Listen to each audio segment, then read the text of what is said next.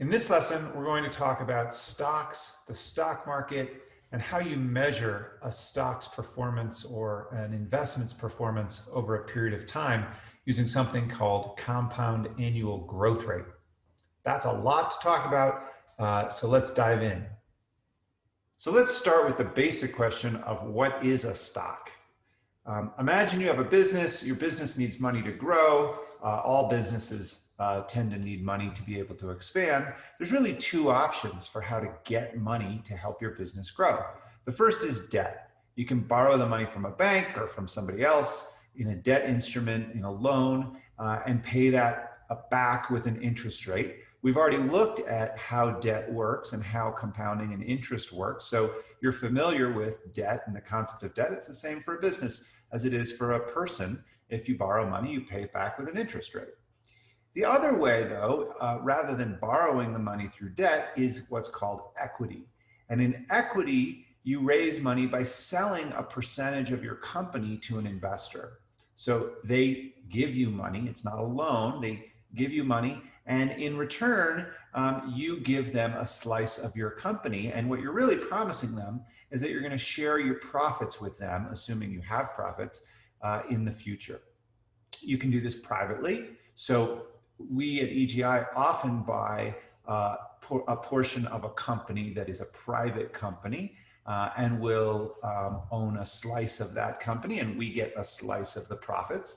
Or you can do this publicly, which means that you sell your company to the public in an initial public offering or IPO, and then the public owns a portion of your company, and that company is now listed on one of the public stock markets, the markets that you've heard about before, the NASDAQ, etc. So that's what a stock is. A stock is when you decide you're going to sell equity in your company. So you might say, what is a stock? A stock is the actual certificate that represents your share of the company. In the old days, if you had bought a share of Coca-Cola, you would have gotten a piece of paper like this that would have shown you owned a piece of the company and how many shares you had. These days, it's all done electronically. And what you're really buying is not a piece of paper, it's a chunk of the company, it's a percentage of the company. So if you think about it, if the company is worth $1 million and we divide it into 10,000 shares, then each share will be worth $100 per share. If the company becomes more valuable next year and we still only have 10,000 shares, then let's say each share will go up to $200.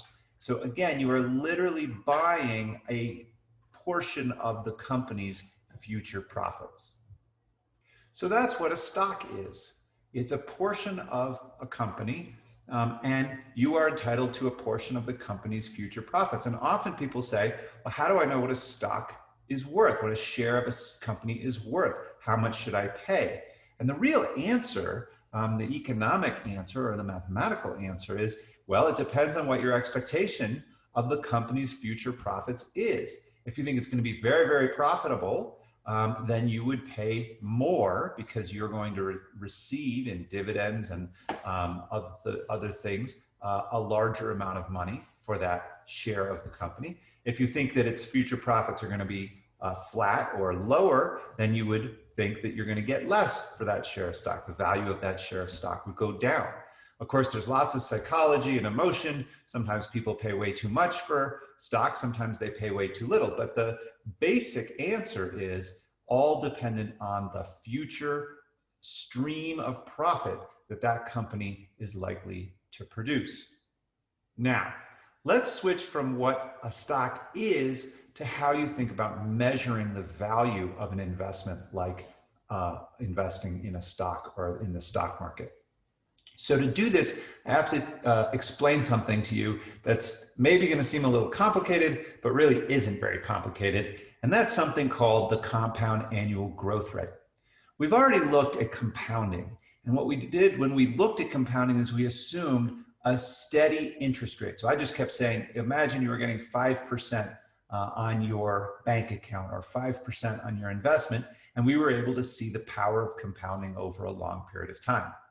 But now I'm going to show you something that's a little different than just a flat interest rate. It's called the compound annual growth rate. So to do that, let's look at an investment that performs like this. In the first year, you go from $1,000, which is what you put in, to $2,000. So it goes up 100%. And in the second year, it goes back down 50%, back down to $1,000. So the question is, how would we represent that mathematically or in a number? And what is your return, your percentage return on that investment? Your average return, if we just take the average of 100 and negative 50, is 25%. But that's not very helpful because you didn't really get 25%. You started with $1,000, you ended with $1,000. So your actual annualized return or your compound return is 0. You went from 1,000 to 1,000. There was no change. That's right. But what is that? Right? That's what we want to figure out. So now let's go down and look at something a little more complicated. Imagine that you went for 7 years and you started with $1,000. The first year you went up 100% to $2,000, then you went down 50 like before. Then you went up 20%, then you went up 25%, then you went down 3%, then you went up 17%. So your investment is bouncing all over the place. And I can show you that on this little graph. Imagine that over your 7 years, that's what your investment was doing. So the question is, again, how can we show what your return was over that period? If I show you the average, it's not going to be very helpful. We saw that a second ago, and I'm going to show it to you again, but it's not going to be useful. What we do is if we take the average of these numbers, that's 15.14%. So imagine that we said, well, we earned 15.14% every year. If we'd started with 1,000, we earned 15.14%, we'd have had 1,151. And imagine we did that again and again and again over the 7-year period. Well, what we would have ended up with was $2,682. That's not what we actually ended up with. In the real case, we ended up with $1,650. So again, if you look at our graph, you see this is the average return with the dotted red line, and it just doesn't get to the right place. The average isn't very helpful, the normal mathematical average. So I'm going to make that go away because it's just not useful, and I'm going to show you something different, which is the compound annual growth rate. So what is the compound annual growth rate here? Imagine again, we start with $1,000 and we know we've got to end with $1,650 because that's what we really ended with. And the number we want is whatever our return would have been every year if we plotted a smooth line from 1,000 to 1,650 over 7 years. That number, it turns out, in this case, is 7.42%. I'll show you how you get that number in a second. But again, just imagine you start with 1,000, you're in 7.42%. That goes to 1,074, another 7.42% the next year, and so on, and so on, and so on. And lo and behold, kind of like magic, you end up at the right number, which is 1,650. And if you look at the graph, what you see is, sure enough, our compound annual growth rate of 7.42% goes neatly and smoothly from the initial $1,000 to the ending 1,650. So that's the number we care about, because imagine that we were saying, hey, you could have taken that $1,000 and you could have put it in a bank account that was earning 5%. Well, the question is, would it have been better to put it in that bank account, or would it have been better to put it in this investment?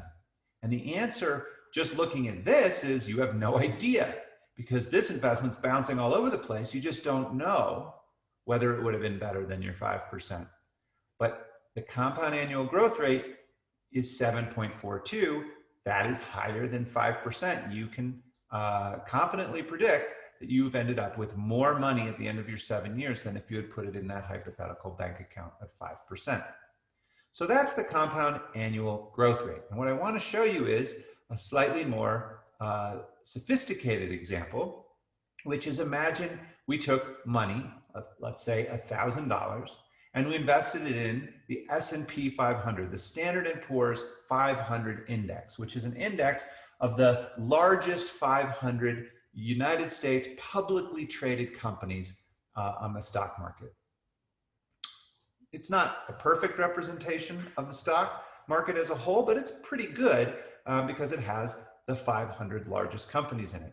So if we put $1,000 in there, and I've just got it in here, let's say we did it in the year 1995, and we invested for 10 years. Well, what did we start with? Our starting value of the S&P 500 index was 615, and its ending value was 1248. So it went up 102%, which is great. So we would have doubled our money from over the 10 years. We would have gone from $1,000 to $2,027. And again, if you look down here, you can see from 1995 to 2005 what the S&P 500 index did over that period. And it had some really good years for a while, up 20% and 31% and 26%. Boy, it was doing really great. Then it went down for a few years, down 10%, down 13%, down 23%, not so great. Then it bounced around a little more. So again, not surprisingly, the S&P 500 was bouncing all over the place during this time. We start with $1,000. We end with $2,026.68 or $2,027. What is our compound annual growth rate over that period? And the answer is 7.32%. Now that's calculated using this formula up here, which you don't need to learn, but it's relatively simple. You take the ending value and the starting value, and then you put it to 1 over the number of years minus 1. It gives you the answer, which is 7.32%. And again, you can see on our graph this nice smooth line that goes from $1,000 to $2,027. That shows us that our average annual return, our compounding annual return, was 7.32%. If we had earned that amount every year, we would have ended up with what we actually ended up with at the end of the period. Now, there's one more thing that I want to show you, and that is what have the gains and losses been for the stock market over a long period of time. Why do you care about this? Well, again, you might be thinking to yourself, I have $1,000, maybe I'll put it in my bank account, or I could buy bonds, we'll talk about that another time, or I could put it in the stock market. What is the stock market likely to do with my money if I put it in an index fund like the S&P 500 over a long period of time? And so you might look backward and try to figure out, well, what has it done historically? So this graph shows you something really, really fascinating. This graph starts in 1927 and it goes to 2019. Why 1927? Because that's where the data starts to get really weak and fuzzy. In fact, some of the data even between 1927 and the early 40s isn't so great. But in any case, this runs from 1927 to 2019. And what it shows you is the years in green that the stock market had for the year had a positive return. And it shows you in red the years that it had losses for the year. 61 years of gains, 30 years of losses, 1 year of zero. Now that's encouraging, right? Which is, hey, twice as many years of gains as years of losses. But the other thing to notice is just how variable it is. It just spikes all over the place. You've got some years here with massive gains, 30%, 40%, 25%. You've got some much more moderate years in the teens or even very low numbers, 2%, 5%, 6%. And then you've got some years of big, big losses. Obviously, the depression is in here where you have losses almost of 50%. But you've got lots of periods where the stock market has really dropped significantly in a given year. You could have had losses of 30, 35%.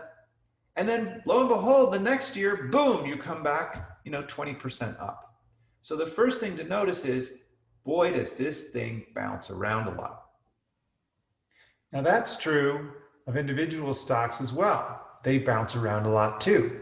Any investment can be up and down. We've already seen that. So what we need to know is the compound annual growth rate the smooth rate of return for the stock market as a whole. What's the compound annual growth rate of the stock market in total over the last 100 years or so?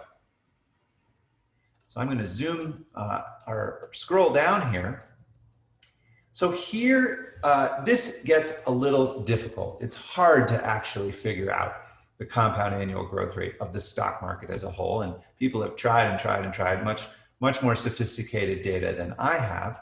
But what I was able to do is show you roughly what we know about how the stock market has performed over a very long period of time. And if you do the math, what you find out, there's two different versions you could do of this. One is where you reinvest dividends, and one is where you don't. So a footnote on that. Stocks go up or down in value as the value of the company rises and falls. But companies also pay what's called a dividend occasionally. Some pay it every year, some pay it less frequently than that. And what that means is they decide, okay, for every outstanding share of our stock, we're going to distribute 50 cents, or we're going to distribute $5, or we're going to distribute $1.25. And they literally pay out cash to each shareholder. That's called a dividend. So when you're trying to figure out what is the performance of the stock market been, are you reinvesting the dividends or are you not reinvesting the dividends? That's the question. So on the right here, let's assume you were reinvesting the dividends, because that's sort of typically how it's done. What you see is that the historical return of the stock market has been consistently between 6 and 10% over time, the compound annual growth rate. Obviously, as we already saw, it bounces around a lot. But if you figure out the compound annual growth rate over that long period of time, it's roughly between 6 and 10%. Many people will use 5 or 6% as an assumption, and that's usually because they're assuming no dividend reinvestment, which is shown over here on the left, and you can see that these numbers in these different periods are slightly lower. It doesn't really matter. The reality is it's somewhere in that range between 5 and 6, 8%. So what does that tell you? It doesn't tell you that if you put money in the stock market, you're going to earn 8% every year, because let's remember, if we go back up here, that, hey, in any given year, you might have a great year at 20% and a horrible year and down 20%. You have to be ready for that roller coaster ride. But what it means is that over time, the US stock market has done extraordinarily well in terms of returns. I'd love to say that that's a quick introduction to the stock market. Obviously, it wasn't so quick, but you have covered a lot of ground. And I really encourage you to play with the spreadsheets that I was just showing on the screen, because you can put in your own time periods and see what the stock market was doing. And you can also put in your own comparisons. I've loaded a bunch of different stocks that you might be interested in and see how they did. Again, you don't need to be able to calculate the compound annual growth rate, but it's helpful to know what one is. And it's helpful to understand how volatile the stock market has been, but also what a great performer it has been over a long period of time.